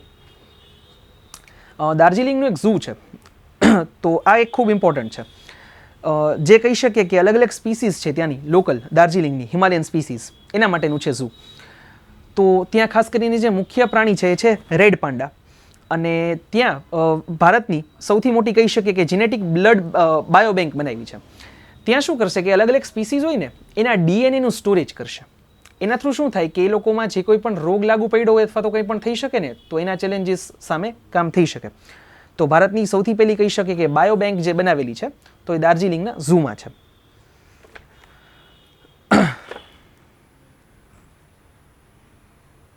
આ પેલું આરએનએ વાળું છે, એનો ચર્ચા કરી છે પેલામાં નોબેલ પ્રાઇઝ વાળું, એટલે એ જૂના ન્યૂઝ છે પણ એની સાથે કનેક્ટેડ હતું એટલે આ પૂછાઈ શકે એવું છે નહીં. નોબેલ વાળું જોઈ લો તો તમને ખ્યાલ આવી જાય એમાં. તો આશા કરીએ છીએ તમને પસંદ આવે છે લેક્ચર સિરીઝ. કોઈ ક્વેશ્ચન હોય કમેન્ટ સેક્શનમાં પૂછી લેજો. ચેનલ સબસ્ક્રાઇબ ન કરી હોય તો કરી લેજો. મિત્રો સાથે શેર કરવાનું ભૂલતા નહીં. અને આપણી બંધારણ લેક્ચર સિરીઝ આવી ગઈ છે, ન જોઈ હોય તો જોઈ લેજો. વૈદિક મેથ્સની લેક્ચર સિરીઝ મારા ફાધરની યુટ્યુબ ઉપર પડી છે, એ પણ જોઈ લેજો. બંનેના કોર્સીસ એપ્લિકેશન ઉપર આવી ગયા છે. ફક્ત આ 2 સબ્જેક્ટના કોર્સીસ પરચેસ કરી લેશો તો પણ તમારી આવનારી એક્ઝામ ક્લિયર કરવામાં 40% જેવી મદદ મળી જશે તમને. જીપીએસસી ક્લાસ 1ની પ્રિલિમ્સ કયો, એસટીઆઈની પ્રિલિમ્સ કયો કે પછી પીએસઆઈ કોન્સ્ટેબલ કયો, તો બધી એક્ઝામમાં તમને ખૂબ કામ લાગશે. તો ન કર્યા હોય તો કોર્સીસ પરચેસ કરી લેજો, ખૂબ ફાયદો થશે તમને. કન્ટિન્યુ કરીએ છીએ આજના લેક્ચરથી. ચલો, ઇન્ડિયન આર્મીએ એક પોતે પિસ્ટલ ડેવલપ કરેલી છે. હવે ભારતમાં શસ્ત્રોનું ઉત્પાદન ખૂબ વધારે થવા માંડ્યું છે. પહેલાં આપણે મોટા ભાગે બધી વસ્તુ ઇમ્પોર્ટ કરતા, તો હવે ભારત પોતે બધા શસ્ત્રોનું ઉત્પાદન કરવા માંડ્યું છે. તો અસ્મી નામની એક કહી શકીએ કે મશીન પિસ્તોલ છે કે જે ભારતે ડેવલપ કરેલી છે. અને ક્યાંય પણ કોઈ પણ હથિયાર ડેવલપ કરશે ને એમાં મોટા ભાગે સંસ્થા તમને જોવા મળશે DRDO. તો DRDO એ સંસ્થા છે જેની ચર્ચા પણ આપણે સાયન્સ એન્ડ ટેકમાં કરશું કે શું કામ કરે છે અને કઈ રીતે છે. તો DRDO જે છે કહી શકીએ કે આ નવી પિસ્તોલ ડેવલપ કરેલી છે. જનરલી અત્યાર સુધી આપણે આ બધી વસ્તુ જે છે મોટા ભાગે ઇમ્પોર્ટ જ કરતા, અથવા તો ક્યારેક કોઈ એસેમ્બલી લાઈન આપણી હોય કે જ્યાં આપણે મેન્યુફેક્ચરિંગ કરતા હોય, આપણું પોતાનું ડેવલપમેન્ટ ખૂબ ઓછું રહેતું ડિફેન્સમાં. તો હવે એ જમાનો જતો રહ્યો છે. હવે ભારત હથિયાર જે છે એ એક્સપોર્ટ કરવા માંડ્યું છે. એક સમયે ભારતમાં હજી ભારત સૌથી મોટો આયાત કરતા દેશ છે, ઇમ્પોર્ટ સૌથી વધુ કરે છે, પણ ત્યારે આપણું એક્સપોર્ટ સાવ ઝીરો હતું. એક્સપોર્ટ નામે કંઈ નહોતું હથિયારમાં. તો હવે ભારતનું એક્સપોર્ટ પણ શરૂ થઈ ગયું છે અને એ પણ ખૂબ સારું છે. ડન. તો પિસ્તોલનું નામ કદાચ પૂછાઈ શકે, અશ્મિ નામ છે. ગવર્મેન્ટ ઓફ ઇન્ડિયા અને એશિયન ડેવલપમેન્ટ બેંક જે છે એણે એક જ મિનિટ, ઉત્તરાખંડ છે તો કદાચ પૂછવાના ચાન્સીસ ઓછા છે, સ્કીપ કરીએ ને, કારણ કે જે એસટીઆઈ ને ડીવાયએસઓ જે જીપીએસસી 1-2 છે એમાં કદાચ આ ન પૂછાઈ શકે. એના પછી વાત કરીએ તો જીતેન્દ્ર સિંહ જે સેન્ટ્રલ ગવર્મેન્ટના મિનિસ્ટર છે, એમણે ડિજિટલ લાઈફ સર્ટિફિકેટ કેમ્પેઇન શરૂ કરેલું છે 3.0. તો આ શેના માટે છે? જે કોઈ પણ સરકારી કર્મચારીઓ છે જે પેન્શન ઉપર છે, જે રિટાયર છે, એ લોકો માટે છે. તો લાઈફ સ્ટેટસ સર્ટિફિકેટ જે છે એના માટેનું છે. આના થ્રુ થયું શું કે ફેસ ઓથેન્ટિકેશનથી હવે થવા માંડ્યું. પહેલાં બધું મેન્યુઅલ થતું, તો હવે ડિજિટલ જે છે એના થ્રુ પેલો તમને કદાચ સરના એકાદા વિડીયોમાં સરે વાત કરી લીધી, જોક હતો, સરકારી જોક, કે દર મહિને પહેલાં જવું પડતું પેન્શન લેવા માટે. અને ત્યાં થાય શું તો કે ઓલો દાખલો દેવાનો, ઓલો એપ્રિલ મહિનાનો દાખલો હતો ને મે મહિનામાં ગયો, તો કે મે મહિનાનો દાખલો છે, એપ્રિલનો દાખલો આપો. હવે મેમાં જીવતો હોય તો એપ્રિલમાં તો પહેલાં જીવતો જ હોય ને, તો કે ના એપ્રિલનો આપો તો જ પેન્શન મળે. એટલે જોક હતો. તો પહેલાં આવી પરિસ્થિતિ હતી. હવે જે માણસ મે મહિનામાં જીવતો હોય તો એનો મતલબ એવો તો નથી કે એક મહિના માટે મરીને ક્યાંક જતો રહ્યો ને પછી પાછો આવ્યો એને એ ઉંમરે. તો આવી પરિસ્થિતિ હતી સરકારી તંત્રની. તો આના થ્રુ શું થયું, ડિજિટલ જો આપણને ઘણી વખત એવું થતું હોય કે ડિજિટલના ફાયદાઓ શું, અઢળક ફાયદા હોય, પણ જ્યાં સુધી આપણે એના બેનિફિશિયરીઝ ન બન્યા હોય ને ત્યાં સુધી આપણને એનો આઈડિયા ન હોય.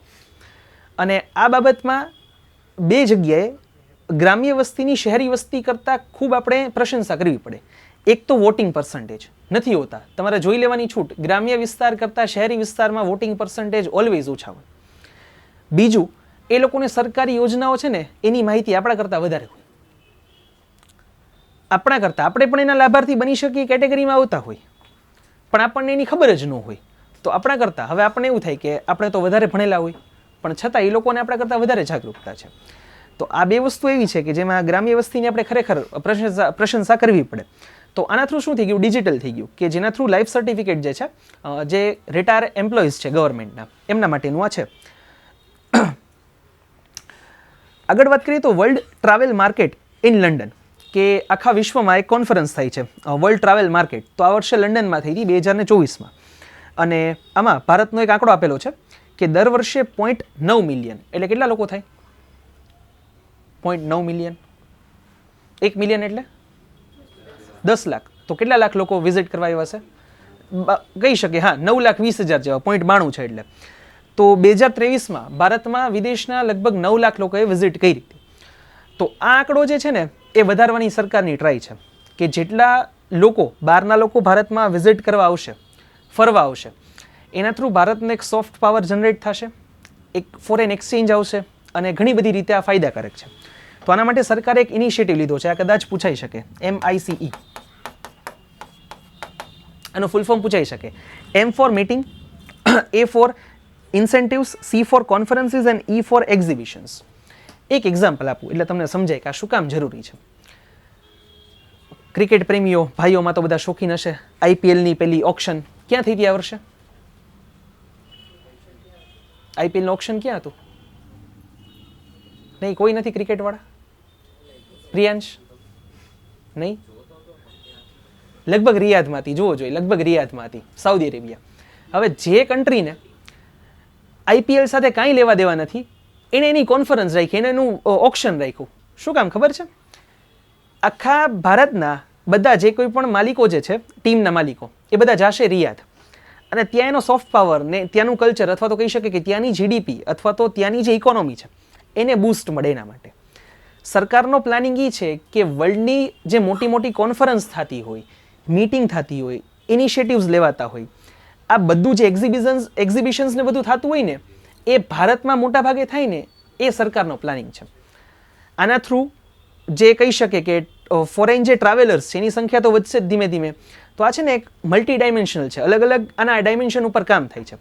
તો આના માટે સરકારે, બીજું મોદીજીએ એ પણ કીધું હતું વચ્ચે એકવાર કે ડેસ્ટિનેશન વેડિંગ ભારતના લોકો બહાર જઈને કરે છે, તો ભારતમાં શું કામ એવા સ્થળો ન વિકસાવીએ કે બહારના લોકો અહીંયા આવીને લગ્ન કરે. તો ડેસ્ટિનેશન વેડિંગમાં જે મોટા ભાગ, જે કહી શકે કે પૈસાદાર વર્ગ છે, એ ખૂબ ખર્ચો કરે છે વિદેશમાં જઈને.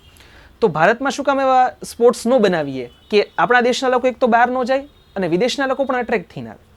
તો આના માટે શેમાં હતું? સાઉદીમાં હતી ને? હા, મને સિટી યાદ નહોતું, મને આછું વાંચેલું યાદ છે ક્યાંક સાઉદીમાં હતી. કારણ કે હવે હું ક્રિકેટનો આ સમાચાર નથી જોતો, એટલે પહેલાં બહુ જોતો. પહેલાં શ્રીલંકા ન્યૂઝીલેન્ડના મેચ જોઈ નાખતો. એટલે હા, એવી હાલત હતી. સ્કૂલમાં હોય ત્યારે શું હોય, ત્યારે આ બધું હતું. હવે ક્રિકેટમાં ભારત પાકિસ્તાનના મેચ નથી જોતો, ત્યાં સુધીનું છે. લાઈફમાં ટ્રાન્સફોર્મેશન આવે. એક ઉંમર પછી જો તમારા શોખ નથી બદલાતા તો જાત સાથે સંવાદ કરવાનો સમય આવી ગયો છે. જોવું, બાળપણના શોખ હજી સુધી હોય ને, હા એકાદ હોય તો ચાલે, પણ કાંઈ ચેન્જ જ ન થયું હોય ને, સાવ એમને એમ કોરે કોરું, તો બની શકે કે આપણામાં ઇમ્પ્રુવમેન્ટ આવ્યું જ નથી કાંઈ. જરૂરી છે ટાઈમે શોખ બદલવા. ચલો, હા, ન બદલાય તો વાંધો નહીં, એવું નથી કે તો આપણે દુનિયામાં શું કામ છીએ એવું નથી વિચારવાનું. ડન. ચલો, તો આ જે છે ઇનિશિયેટિવનું ફૂલ ફોર્મ પૂછાઈ શકે, અને મેઇન્સ હોય તો એના શું ફાયદાઓ છે અથવા તો આની ઉપર શું કામ છે એ પૂછાઈ શકે. તો વેડિંગ ટુરિઝમ આ બધું જે છે એના માટેનું ઇનિશિયેટિવ છે. ચલો ઇન્ડિયા ઇનિશિયેટિવ ત્યાં ડિક્લેર કરેલું છે. ઇન્ક્રેડિબલ ઇન્ડિયા કોન્ટેન્ટ હબ જે એક ડિજિટલ પ્લેટફોર્મ બનાવેલું છે કે જ્યાંથી લોકોને ભારત વિશે માહિતી મળી શકે કે કયા કયા એવા સ્થળ છે કે જ્યાં આ ચારમાંથી કોઈ પણ પ્રવૃત્તિ અથવા તો ડેસ્ટિનેશન વેડિંગ કે એવું કંઈ થઈ શકે. તો આ એક પોર્ટલ બનાવેલું છે સરકારે. તો સરકારનો ઘણો બધો રોલ હોય, પણ એ પછી મોટો રોલ હોય પબ્લિકનો. ડન. પછી ઝિમ્બાબ્વે ને એ બધા તો કર્ણાટક વક્ફ બોર્ડ એ બધા બહુ ઇમ્પોર્ટન્ટ છે નહીં, મેં ત્યારે તો લખ્યા હતા એટલે. પછી આગળ વાત કરીએ તો આ કદાચ પૂછાઈ શકે, ફર્સ્ટ ઇન્ટિગ્રેટેડ ચેક પોસ્ટ, કારણ કે કયા દેશ સાથે હોય એવો ક્વેશ્ચન પૂછાઈ શકે. તો એક ICP બનાવેલી છે, integrated check post. Check post જે છે બનાવેલી છે ભૂતાન બોર્ડર ઉપર, ભારત ભૂતાન બોર્ડર ઉપર, અને આસામમાં જે છે આ બનાવેલી છે. હવે આનાથી થશે શું? ICPનું કામ શું હોય? Customs and immigration process at international border, કે જ્યાં કહી શકીએ કે એવી બોર્ડર છે કે જે દેશ સાથે આપણા સારા રિલેશન છે, પાસપોર્ટ ફ્રી આપણું અવર જવર ચાલતી હોય, તો ત્યાં ઇમિગ્રેશન અને આ બધી જે પ્રોસેસ છે એના માટેનું એક સેન્ટર બનાવેલું હોય બોર્ડર એરિયામાં. તો આ એક ભૂતાન બોર્ડર સાથે બનાવેલું છે. તો દેશ પૂછાઈ શકે અથવા તો કયા રાજ્યમાં છે, એ બેમાંથી એક ક્વેશ્ચન હોઈ શકે. પછી આગળ વાત કરીએ તો એક પેલું જો એક ડ્રગવાળું છે, સ્પાઇનલ મસ્ક્યુલર એટ્રોફી. હવે આ તમને કદાચ ખ્યાલ હોય ને તો ગુજરાતમાં એકાદ 1.5 વર્ષ પહેલાં એક છોકરાનું નામ મને ભૂલાઈ ગયું, એનો કેસ આવ્યો હતો કે એના 16 કરોડનું એક ઇન્જેક્શન જોતું હતું જેના માટે ફંડ ભેગું કરતા હતા. આ વાળું છે. આ છે ને એક જીનેટિકલ ડિસઓર્ડર છે કે જેના થ્રુ છે ને બોડીનું જે છે ફંક્શન કામ જ ન કરે, નાનપણથી જ થઈ જાય, અને આ 10-15 લાખ એકાદ કેસ આવતો હોય છે આવો. અને આની ટ્રીટમેન્ટ, આખી જીનેટિકલ ટ્રીટમેન્ટ ખૂબ મોંઘી છે, આનું જે ઇન્જેક્શન ને બધું છે ડ્રગને. તો એના માટેનું એક હતું કે એનું ડેવલપમેન્ટ છે. પછી આ ઇમ્પોર્ટન્ટ અગેન પાછું, મધ્યપ્રદેશ જે છે એને 2% કોટા વધાર્યો છે મહિલાઓ માટેનો. જે 33% જે હોય છે ગવર્મેન્ટ જોબમાં, એ મધ્યપ્રદેશમાં હવે 33ના બદલે 35% છે. એટલે મહિલાઓ માટે 2% આરક્ષણ વધાર્યું છે. તો જનરલી બધે 33 હોય છે, તો એમાં 2% વધારો કર્યો છે કે મહિલાઓ વધારે સરકારી નોકરીમાં ભાગ બને. FSSAI food safety and standard authority of India આ વર્ષે જેની ખૂબ ચર્ચાઓ થઈ, કારણ કે ખાવામાં ભેળસેળ ને એના કેસીસ ને ઘણું બધું દર વર્ષે વધતું જાય છે. તો આ વર્ષે આ સંસ્થાની ખૂબ ચર્ચા થઈ હતી. તો એણે અલગ અલગ મેજર્સ બનાવ્યા છે ડિલિવરી માટેના, કે અમુક સ્ટાન્ડર્ડ SOP કહેવાય, સ્ટાન્ડર્ડ ઓપરેટિંગ પ્રોસિજર્સ, કે અમુક નિયમો બનાવેલા હોય કે આ બધા માટે ફોલો કરવા જરૂરી છે. તો એ બાબતે FSSAI જે છે સંસ્થા, એ હવે થોડુંક સ્ટ્રિક્ટ કામ કરે છે. પણ આનું મોનિટરિંગ છે ને એ ખૂબ અઘરી વસ્તુ છે. ઇમ્પ્લિમેન્ટેશન લેવલ ઉપર અવડો મોટો દેશ છે, એ ખૂબ અઘરી વસ્તુ છે. આના માટે રિક્વાયર્ડ સ્ટાફ જોઈએ, એ પાછો ટ્રેન્ડ જોઈએ. અને અત્યારે એવી કહી શકીએ કે ભેળસેળ થાય છે કે લેબોરેટરી ટેસ્ટમાં પણ પાસ થવી અઘરી છે. તો એવા કેમિકલ્સ ને બધું આવી ગયું છે કે લેબમાં જોઈને પાસ નથી થતું, કારણ કે એક્યુરેટ રિઝલ્ટ ન મળે. ને તમારે કોર્ટમાં જો કમ્પ્લેન કરવી અથવા તો એની ઉપર કેસ ફાઇલ થાય તો 100% મળવું જોઈએ કે આમાં ભેળસેળ કરેલું છે. હવે એવા ટેસ્ટિંગ કાં તો ખૂબ મોંઘા થાય છે અને કાંઈ એની એક્યુરેસી નથી હોતી, એના કારણે લોકો છૂટી જાય છે. તો આ એક ચેલેન્જ જે છે એ ખૂબ મોટી છે ભારતમાં ફૂડ સેફ્ટી માટેની. ભારતમાં નહીં, ઓવરઓલ બધે. ડન. ચલો આગળ વાત કરીએ તો Indian military heritage festival second addition બીજા વર્ષે આ સતત કરવામાં આવ્યું છે દિલ્હીમાં 8 થી 9 November. Discussions on India's national security and military heritage. ભારતની નેશનલ સિક્યુરિટી એટલે કે રાષ્ટ્રીય સુરક્ષા અને મિલિટરી હેરિટેજ, જે આપણો કહી શકીએ કે સૈન્ય વારસો જે છે એના ઉપર આ ડાયલોગ્સ થાય છે સતત 2 વર્ષથી. CDS જે chief of the defence staff જે પોઝિશન છે, આર્મી, નેવી, એરફોર્સ ત્રણેયના એક હેડ તો હોય જ, પણ એની ઉપર ત્રણેયના સંકલન માટે એની પણ આપણે ચર્ચા કરશું ડિફેન્સમાં. તો CDS જે અત્યારના ભારતના છે જનરલ અનિલ ચૌહાણ, એમની કહી શકીએ કે અધ્યક્ષતામાં આનું ઇનોગ્યુરેશન થયું છે. અને પ્રોજેક્ટ શૌર્યગાથા. જો શૌર્યગાથા શબ્દ રિલેટ કરતા જાવ તો ગોખવું નહીં પડે. ગાથા એટલે વાર્તા, શૌર્ય એટલે જે વીર પરાક્રમો કર્યા હોય એની. તો આનો ઇન્ટેન્શન કહી શકીએ કે ઇન્ટેન્શન પણ શું છે, મોટિવ પણ ઓબ્જેક્ટિવ આ સમિટનો અથવા તો કહી શકીએ કે મીટિંગનો, ઇન્ડિયન મિલિટરી હેરિટેજ ફેસ્ટિવલ. તો સૌથી પહેલાં તો નેશનલ સિક્યુરિટી અને બીજું છે મિલિટરી હેરિટેજ. તો વારસામાં શું હોય? જૂની વાતો હોય. તો શૌર્યગાથા એટલે આપણા જે સૈનિકોના પરાક્રમો અથવા તો કહી શકીએ કે એવા ઓપરેશન્સ કરેલા હોય તો એના માટેની છે. તો શૌર્યગાથા કહી શકીએ કે એક પ્રોજેક્ટ શરૂ કરેલો છે જેનાથી આપણા કોઈ પણ ડિફેન્સના જે કોઈ પણ ત્રણેયમાંથી કોઈ પણ હોય, આર્મી, નેવી, એરફોર્સ, એના મિશન્સથી લોકો વાકેફ થાય, એનાથી લોકોને જાણકારી મળે અને લોકો કહી શકીએ કે મોટિવેટ થાય. આર્મી, નેવી ને એરફોર્સ એટલે કે ડિફેન્સ માટે બધાને રિસ્પેક્ટ હોય પણ એમાં વધારો થાય અને લોક જાગૃતિ વધે. એક બીજું છે ભારત એક્સરસાઇઝ પૂર્વી પ્રહાર. તો પૂર્વી પ્રહાર ટ્રાય સર્વિસ ઇવેન્ટ છે. ટ્રાય સર્વિસ એટલે ત્રણેય, આર્મી, નેવી, એરફોર્સ ત્રણેય હશે 10 દિવસ માટે, આર્મી, નેવી ને એરફોર્સ ત્રણેય માટે. બીજું એક છે વર્લ્ડ રેડિયોલોજી ડે. આ તો બધા દિવસો તો ઘણા બધા ઉજવાતા હોય છે એટલે તો એમાં તો તમે જેટલા યાદ રાખવા જશો એટલું તમારી ઉપર છે કે ટ્રાય કરવાની, એકવાર વાંચી જવાનું, ત્યારે ત્યાં ક્લિક થઈ જાય તો થયું, બાકી સ્કીપ, કારણ કે બધાના આન્સર્સ દેવા આમેય પોસિબલ નથી. એન્ટી ટેરર કોન્ફરન્સ અગેન પાછું ઇમ્પોર્ટન્ટ. તો 2024ની એન્ટી ટેરર કોન્ફરન્સ જે છે યોજાણી હતી હોમ મિનિસ્ટર અમિત શાહ જે છે એમના કહી શકીએ કે અધ્યક્ષતામાં. આ પૂછાઈ શકે એવું છે. અનિલ પ્રધાન કરીને એક વ્યક્તિ છે, એન્જિનિયર છે ઓડિશામાંથી, એમણે રોહિણી નૈયર પ્રાઇઝ મળેલું છે. રોહિણી નૈયર પ્રાઇઝ પહેલાં તો આપવામાં શું કામ આવે છે એ જોઈએ.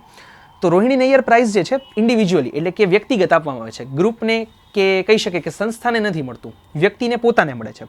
તો ક્રાઇટેરિયા શું? પહેલાં તો 40 વર્ષથી એજ ઓછી હોવી જોઈએ, તો 40 વર્ષ સુધીના વ્યક્તિને મળે છે. અને તો રોહિણી નૈયર હતા કોણ? તો એક ઇકોનોમિસ્ટ હતા, દિલ્હી યુનિવર્સિટીમાં પ્રોફેસર અને આઈએએસ હતા, ફોર્મર આઈએએસ.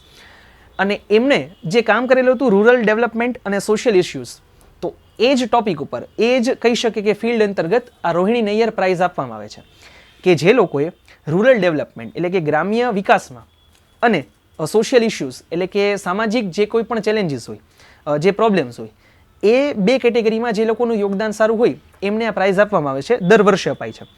તો આ વર્ષનો અપાયેલો છે અનિલ પ્રધાનને, જે એક એન્જિનિયર છે ઓડિશામાંથી. તો એમણે કામ શું કર્યું હતું? તો STEM, સ્ટીમ એજ્યુકેશન. તો આના છે ને 4 ટોપિક છે: સાયન્સ, ટેકનોલોજી, એન્જિનિયરિંગ અને મેથેમેટિક્સ. હા, આવે ઈ જ છે. હા, ઈ જ છે.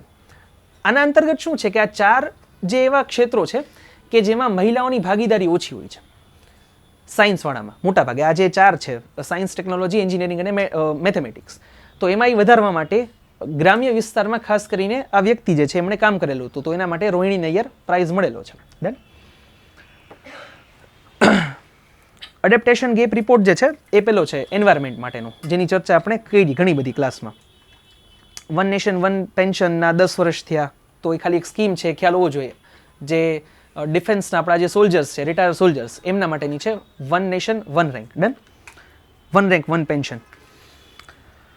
પછી આ ખાસ ઇમ્પોર્ટન્ટ, ગુજરાત સરકારની સેમિકન્ડક્ટર પોલિસી. 5 વર્ષ માટે વર્ષ 2022માં ગુજરાત સરકારે પોતાની સેમિકન્ડક્ટર પોલિસી ડિક્લેર કરેલી છે 2022થી 27 સુધી.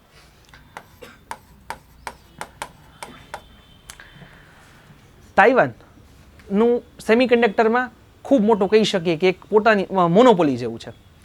ચાઇના તાઇવાન ઉપર હાથ નથી નાખતું, એને સડી નથી કરતું. એનો સૌથી મોટો જો પોઈન્ટ હોય ને તો એ છે સેમિકન્ડક્ટર્સ. કારણ કે ચાઇનાને ખબર છે એ પણ સેમિકન્ડક્ટર્સ એટલે કે ચિપ્સના મામલામાં એની ઉપર ડિપેન્ડન્ટ છે. ચાઇના પોતે પ્રોડક્શન કરે છે ધીમે ધીમે. આમાં મુખ્ય 3 દેશો છે: તાઇવાન, જાપાન, સાઉથ કોરિયા. અમેરિકાને એ બધા પણ છે થોડા થોડા, પણ મોટા ભાગે જો કહીએ ને તો આ 3 દેશો છે. હવે સેમિકન્ડક્ટર્સ ભવિષ્ય માટે જો અહીંયા પાછું એન્વાયરમેન્ટ ભૂલી જવું પડશે. પાછું જો બે ભેગું રાખશો ને તો એવું થશે કે ડેવલપમેન્ટ કરવું કે પ્રકૃતિને બચાવવી, તો બેયનો બેલેન્સ રાખવું પડે. એટલે જ્યાં ઇકોનોમી ને ઇકોલોજી બે કોન્ફ્લિક્ટ આવતો હોય તો મહત્વ તો આપણે ઇકોલોજીને જ દેવાનું છે, પણ હવે ઇકોનોમી વગર આપણો છૂટકો તો નથી. આપણે જે ભણીએ છીએ એમાં આપણે બે પેરેલલ બેયનું બેલેન્સ બનાવીને ચાલવું પડે. તો સેમિકન્ડક્ટર પોલિસીમાં એવું કહે છે કે ભારત અવડો મોટો દેશ છે, વૈશ્વિક મહાસત્તા બનવાનું છે, વિશ્વગુરુ બનવાનું છે. તો ભવિષ્યમાં જો સેમિકન્ડક્ટર્સ આપણે નહીં બનાવતા હોઈએ તો ભારતની ડિપેન્ડન્સી કોઈ બીજા દેશ ઉપર હશે જ. આપણે કેમ ધીમે ધીમે ડિફેન્સમાં આપણે આત્મનિર્ભર બન્યા, બીજી ઘણી બધી વસ્તુઓમાં બન્યા, તો સેમિકન્ડક્ટર્સમાં એ બનવું જરૂરી છે. પણ આ એવી કોમ્પ્લિકેટેડ વસ્તુ છે, આની ઇન્ડસ્ટ્રી નવી બનાવવી, કારણ કે એના જે રો મટીરિયલ છે ને એ અલગ અલગ દેશ ઉપર ડિપેન્ડેન્ટ છે. એટલે આમાં પ્રોપર કહીએ તો કોઈની મોનોપોલી નથી. આના જે મશીન્સ છે ને કે જે સેમિકન્ડક્ટર્સ બનાવવામાં યુઝ થાય એ બને છે નેધરલેન્ડમાં, એના સ્પેર પાર્ટ્સ બને છે પાછા બીજે ક્યાંક કે જેને એસેમ્બલ કરીને નેધરલેન્ડ બનાવે છે. તો ઘણા બધા દેશો આખા એક ચેઇનમાં આવેલા છે. એટલે ક્યાંયથી પણ જો એ ચેઇનમાં બ્રેક આવે ને તો આખી સેમિકન્ડક્ટર જે આખું ગ્લોબલ માર્કેટ છે ને એ તકલીફમાં આવી જાય. વચ્ચે કોરોના સમય એવું હતું કે પ્રોડક્શન ઘટ્યું ને તો જે આ મોંઘી જે કાર્સ છે એ બધાની ડિલિવરીની ડ્યુ ડેટ્સ ઘણી બધી લંબાઈ ગઈ હતી. કારણ કે નવી કાર જે છે, જે આ ખાસ કરીને જે લક્ઝરી કાર્સ જે હોય તો એમાં તો સેમિકન્ડક્ટર્સ વગર પોસિબલ જ નથી, બધામાં જોઈએ પણ આમાં ખૂબ વધારે જોઈએ. તો સેમિકન્ડક્ટર્સની અછત જેવું થઈ ગયું હતું, શોર્ટેજ થઈ ગઈ હતી. તો ભારતે શું કર્યું કે આપણે આમાં ઇનિશિયેટિવ લેવો પડશે. અત્યારે આપણે એસેમ્બલ કરશું, એટલે કે ભેગી કરશું, આપણે બનાવવાની નથી, હજી બનાવવાના સ્ટેજે નથી પહોંચ્યા, કારણ કે આપણે કંઈ પ્રોડક્શન જ નથી કરતા તો આપણને ખબર જ નથી. તો અત્યારે આપણે એક એસેમ્બલી લાઇન ક્રિએટ કરવાની છે, એસેમ્બલી ચેઇન. પછી ધીમે ધીમે ફ્યુચરમાં આપણે પ્રોડક્શન ઉપર પણ પહોંચશું કે આપણે આપણી પોતાની બનાવીએ ચિપ્સ અહીંયા. કારણ કે એની ટેકનોલોજી ખૂબ કોમ્પ્લેક્સ છે, એના જે મશીન્સ છે એના માટે જે એટમોસ્ફિયર ને બધું જોઈએ તો એ તો પ્રોવાઈડ થઈ જાય, પણ જે નવી શરૂઆત કરવી ને એ ખૂબ અઘરી છે.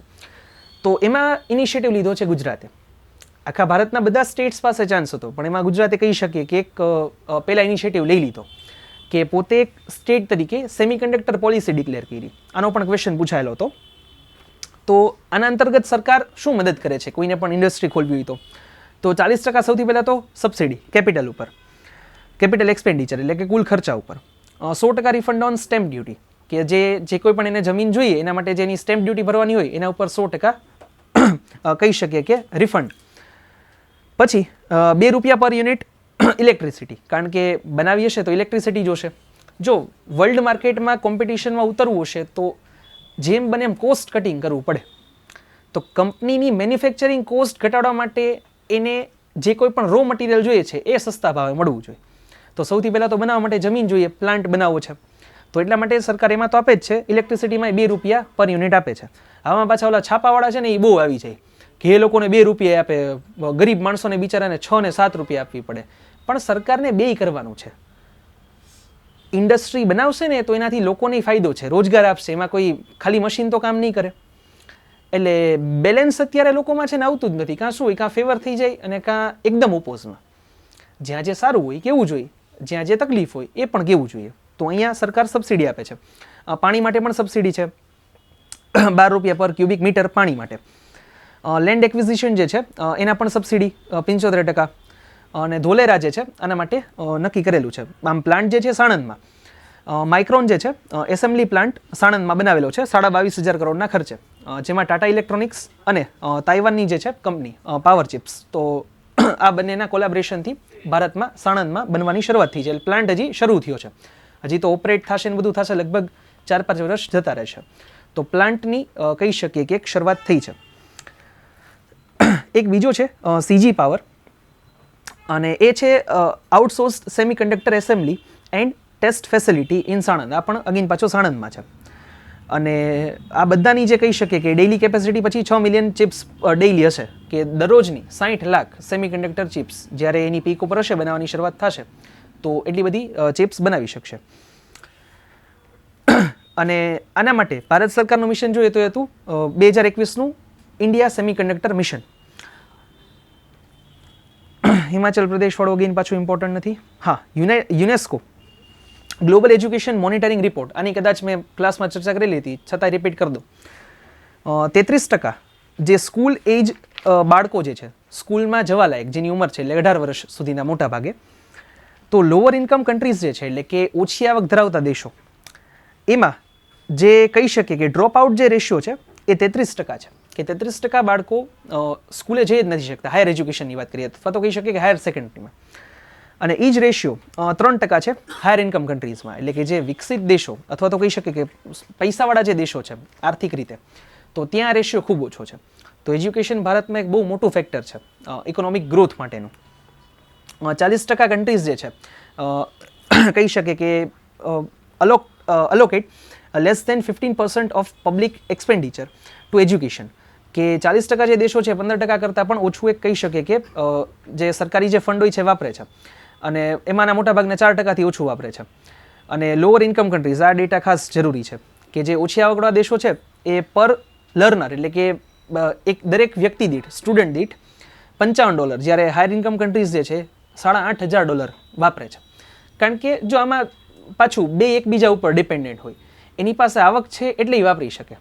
અહીંયા એવા કેપેબલ બનશે પછી એની આવક થશે, બે એકબીજા ઉપર ડિપેન્ડન્ટ હોય. સ્ટુડન્ટ બિચારો કંઈક ભણશે, એની આવક પોતે થશે તો કંઈક આખી ઇકોનોમી આગળ વધશે અને સરકાર એક્સપેન્ડ કરી શકે ને. તો આ બે એકબીજા ઉપર ડિપેન્ડન્ટ છે. તો એ રેશિયો ખૂબ તમે જોઈ શકો છો કે બહુ મોટો ડિફરન્સ છે, ક્યાં 55 ને ક્યાં $8,500.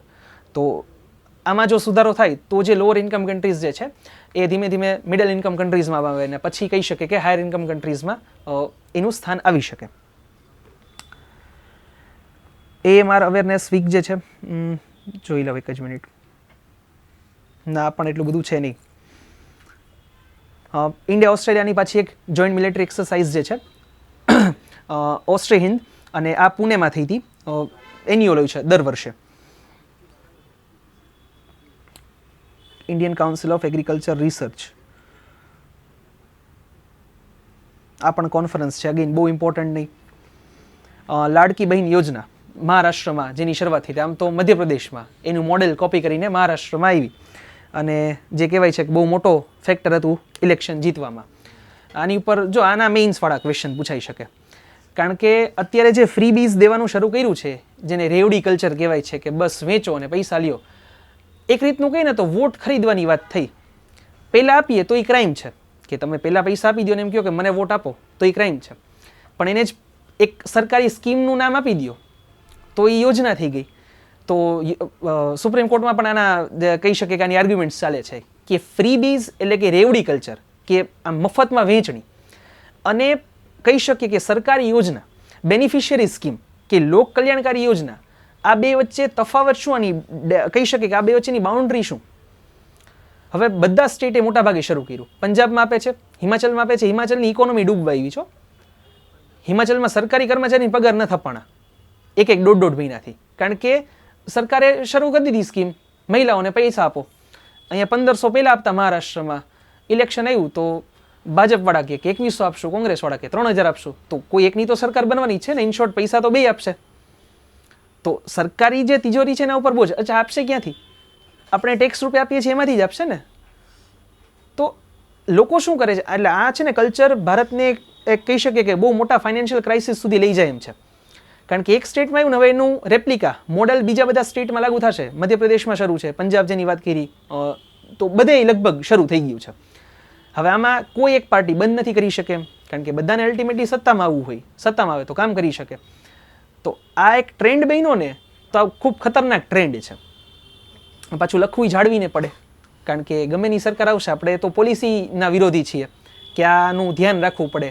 અને કોઈની પણ સરકાર હશે આ પોલિસી તો રહેવાની છે. ફોર એક્ઝામ્પલ મહારાષ્ટ્રની વાત કરીએ તો બેમાંથી એક પાર્ટીની સરકાર તો હોય, તો બે પૈસા આપવાની છે. એટલે આ એવી વસ્તુ છે, ખૂબ જાળવીને શબ્દો વાપરી વિચારીને આમ લખવું પડે.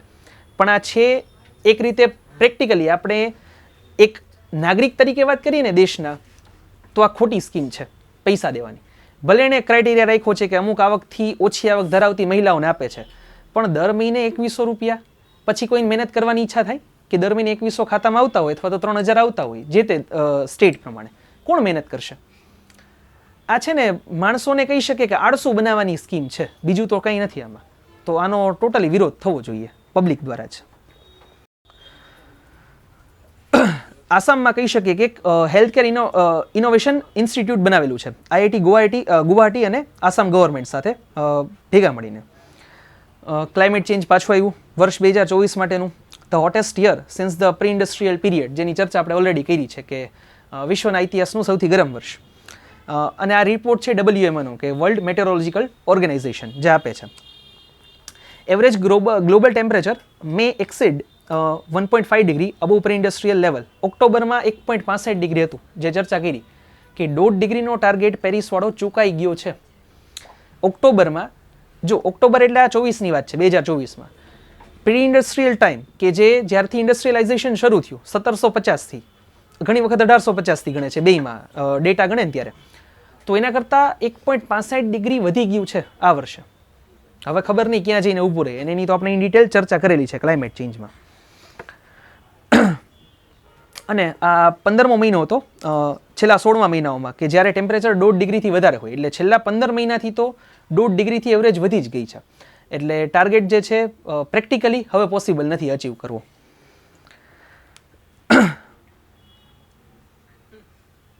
Road Congress Bengaluru digital population clock, હા કદાચ પૂછાઈ શકે ફેક્ચ્યુઅલમાં, કે બેંગ્લોર સિટીમાં ડિજિટલ પોપ્યુલેશન ક્લોક ગોઠવાણી છે કે જે ભારતની વસ્તી સતત પેલી ઓલી કેમ એક ડિજિટલ ઘડિયાળ જેવું બનાવેલું જેમાં સતત એડિશન થતું રહે ડેટા પ્રમાણે.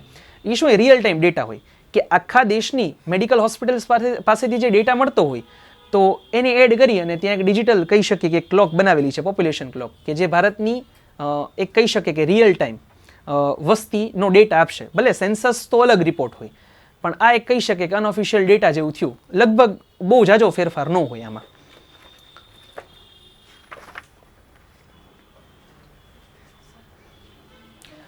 હિન્દાલ્કો જે છે જે ભારતની એક કંપની છે જેની આપણે ચર્ચા કરી હતી એલ્યુમિનિયમ વખતે, તો હિન્દાલ્કો 5મી વખત મોસ્ટ સસ્ટેનેબલ એલ્યુમિનિયમ કંપની બની છે, 5મું કન્ઝિક્યુટિવ યર, એટલે સતત 5મા વર્ષથી છે. જે ગ્લોબલ કોર્પોરેટ સસ્ટેનેબિલિટી અસેસમેન્ટ જે છે CSA એના અંતર્ગત આવે છે અને એણે લગભગ 20% જેવું 19.5 છે રિડક્શન કર્યું છે ગ્રીન હાઉસ ગેસીસમાં. તો જો કંપની ડેવલપમેન્ટ કરે છે અને છતાંય ગ્રીન હાઉસ ગેસીસ એટલે કે આ જે ગેસીસ છે કે જે વાતાવરણ માટે નુકસાનકારક છે એનું ઉત્સર્જન 20% ઘટાડ્યું. તો સસ્ટેનેબલ જે આપણે ડેવલપમેન્ટની વાત કરીએ છીએ, ઘણી વખત આપણને એવું થાય કે આ બંધ કરી દઈએ તો ડેવલપમેન્ટ કેમ થાય? તો બે પેરેલલ ચાલી શકે ને એનું ઉદાહરણ છે હિન્દાલ્કો, કે એવી કંપની છે કે જેમાં ડેવલપમેન્ટ પણ થાય છે, એટલે કે પ્રોડક્શન વધે છે અને છતાં પણ કહી શકીએ કે એ સસ્ટેનેબલ ડેવલપમેન્ટ છે કે ગ્રીન હાઉસ ગેસીસ જે છે એનું એમિશન ઓછું થાય છે. ફર્સ્ટ સ્ટુડન્ટ સેટેલાઇટની વાત કરી અનીશ સરકાર, તો એ તો હવે એક ન્યૂઝ હતા લખ્યું છે કે ફિડે જે ઇન્ટરનેશનલ ફેડરેશન હોય છે ચેસનું એ રેન્કિંગ આપતું હોય જે કોઈ પણ ચેસના ખેલાડી હોય, તો ભારતનો 3 વર્ષનો ખેલાડી સૌથી કહી શકે કે યંગેસ્ટ પ્લેયર બન્યો છે આખા વર્લ્ડનો. 3 વર્ષનો છોકરો ચેસ રમે છે, વિચાર કરી શકો. હવે અત્યારે જોઈએ ને તો એક ટેન્ડન્સી જુઓ ને બાળકોમાં આજુબાજુમાં, તો જે ઉંમરે આપણે શીખતા ને એના કરતાં એની શીખવાની એજ બહુ નાની થઈ ગઈ છે કે એ ખૂબ નાની એજથી એ વસ્તુ શીખવા માંડ્યા છે, કોઈ પણ વસ્તુ હોય. તો પ્રવૃત્તિઓમાં હવેના જે બાળકો છે આ એક છે ને ઇવોલ્યુશન સાયકલ હોય જે કોઈ પણ સ્પીસીઝમાં હોય, તો એ સતત વધતું જવાનું. કદાચ આવી શકે કે આજથી 25-50 વર્ષ પછી એવું બને કે કોઈ 2.5 વર્ષનો છોકરોને મળી ગયું હોય, કારણ કે હવે એ ટાઈમ પીરિયડ ઘટશે, કારણ કે ટેકનોલોજી આવી ગઈ છે, આપણે ગેજેટ્સથી એટલા બધા નજીક છીએ, તો એના કારણે કહી શકીએ કે આ થવાનું છે. આ તો એક નોર્મલ હતા ન્યૂઝ. કેરેલામાં સી પ્લેન જે છે સર્વિસ શરૂ થઈ છે. ગુજરાતમાં પણ હતી આપણે સાબરમતી, પણ હવે અત્યારે બંધ થઈ ગયું છે. તો સી પ્લેન સર્વિસ કેરેલામાં, એટલે સ્ટેટ પૂછી શકે કદાચ. નેશનલ એજ્યુકેશન ડે 11મી નવેમ્બર મૌલાના અબુલ કલામ આઝાદનો જે બર્થડે છે એના દિવસે ઉજવવામાં આવે છે, તો કદાચ તારીખમાં પૂછાઈ શકે. ભારતનો ટાર્ગેટ જેની ચર્ચા પણ આપણે કરેલી હતી, 200 ગીગાવોટનો જે રિન્યુએબલ એનર્જીનો ટાર્ગેટ છે એ ભારતે અચીવ કરી લીધો છે આ વર્ષે. આપણો ટાર્ગેટ છે 2030 સુધીમાં 500 ગીગાવોટ, જે પંચામૃતની ચર્ચા કરી હતી ગ્લાસગોમાં મોદીજીએ આપેલા હતા. તો અત્યારે 24માં 2200 વોટ સુધી આપણે પહોંચી ગયા છીએ, 200 ગીગાવોટ સુધી. તો 500નો ટાર્ગેટ અચીવ થઈ જશે, કારણ કે જો FY25 એટલે કે આ જે વર્ષ છે એમાં 35 ગીગાવોટ વધારેલું છે. તો હવે આપણો ટાર્ગેટ હોવો જોઈએ કે દર વર્ષે 50 ગીગાવોટ વધે તો આપણે 2030માં ટાર્ગેટ અચીવ કરી શકીએ. તો એ લગભગ થઈ જશે, એની પહેલાં થઈ જશે. અંતરિક્ષ અભ્યાસ આ પણ કદાચ પૂછાઈ શકે. જો જેમ ભારતની આપણે ચર્ચા કરી કે આર્મી, નેવી, એરફોર્સ આ બધા સાથેની એક્સરસાઇઝ ચાલતી રહેતી હોય અલગ અલગ દેશ સાથેની, એવી રીતે ભારતમાં પણ આર્મીની પોતાની અલગ અલગ કહી શકે કે જે રેજિમેન્ટ્સ હોય, બટાલિયન હોય એની સાથે, નેવીમાં પણ એ રીતે અલગ અલગ કમાન્ડ્સ હોય, નોર્ધન કમાન્ડ, સધર્ન કમાન્ડ એ સાથે, એરફોર્સમાં પણ સેમ હોય. તો એવી પણ આપણે કહી શકીએ કે ભારતની અંદરો-અંદર પણ આવી એક્સરસાઇઝ શરૂ હોય. આ એક ખૂબ ઇમ્પોર્ટન્ટ છે, અંતરિક્ષ અભ્યાસ. અંતરિક્ષ એટલે આકાશ માટેની, અને અભ્યાસ એટલે આ પાછું કોઈ પણ સૈન્ય કહી શકે કે આવી એક્સરસાઇઝ હોય. તો 11થી 13 નવેમ્બર હતી. તો હવે આમાં કોણ કોણ હતું? તો જો આ છે ને અંતરિક્ષ અભ્યાસ છે, તો આમાં ડિફેન્સ સ્પેસ એજન્સી કે સ્પેસ માટે અલગથી એક કમાન્ડ બનાવેલો છે કે આપણે, તમને ખ્યાલ હશે કે પેલું સેટેલાઇટ્સ હવે આપણે તોડવાનું આપણી પાસે પેલું છે, એ પણ આપણે સાયન્સ એન્ડ ટેકમાં જોશું કે સેટેલાઇટ આપણે બ્રેક કરી શકીએ એ ટેકનોલોજી છે, કોઈ પણ આપણે કહી શકીએ કે મિસાઇલ થ્રુ.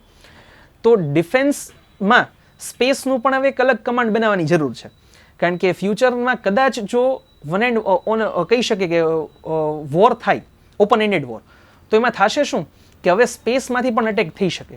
ખાલી આર્મી નેવી એરફોર્સ નહીં, હવે સ્પેસમાં પણ થઈ શકે. સાયબર તો આખી વસ્તુ જ જુદી છે, પણ સ્પેસમાંથી અટેક થઈ શકે. તો એના માટે અલગથી કમાન્ડ બનાવેલું છે, defence space agency. Army navy air force ત્રણેય તો હોય જ, ડિફેન્સ હોય એટલે ડિફેન્સ સાયબર એજન્સી. જો સાયબર માટેનું છે કે ખાલી સ્પેસથી કાંઈ નહીં થાય, સાયબર એજન્સીસ પણ આનો ભાગ જોશે. અને એના સિવાય ડિફેન્સ ઇન્ટેલિજન્સ એજન્સી અને ઇસરો અને DRDO, કારણ કે આ બે એવી સંસ્થા છે કે જે રોકેટ, મિસાઇલ્સ આ બધું બનાવેલ છે. તો આટલા બધા સંગઠનો ભેગા મળીને આ અંતરિક્ષ અભ્યાસમાં હોય. જનરલી શું હોય કે જે કોઈ પણ આર્મી નેવી કે એરફોર્સની એક્સરસાઇઝ હોય ને, તો એમાં આ ત્રણમાંથી જે કોઈ પણ હોય કે ડિફેન્સવાળી વસ્તુ કોઈ પણ સંગઠન હોય, આમાં આ બધી સંસ્થાઓ સાથે ઇસરો, DRDO પણ છે. તો આ કદાચ ક્યાંક પૂછાઈ શકે. ઘણીવાર શું હોય, ઓપ્શન આપી દીધા તો આપણને એમ થાય ને કે ઇસરો અને DRDO થોડા આમાં હોય. તો જ્યારે પણ કોઈ મિલિટરી એક્સરસાઇઝ હશે તો એમાં અંતરિક્ષવાળી હોય તો આ પણ કહી શકે કે સંસ્થાઓ હોઈ શકે. બાકીનું ટ્રાય કરશો, અથવા તો તમારી પાસે નોટ્સ છે તો એમાંથી જોઈ લેજો. બાકીનું કંઈ પણ નવી અપડેટ હું બનાવીશ તો તમને મોકલતો રહીશ. ડન.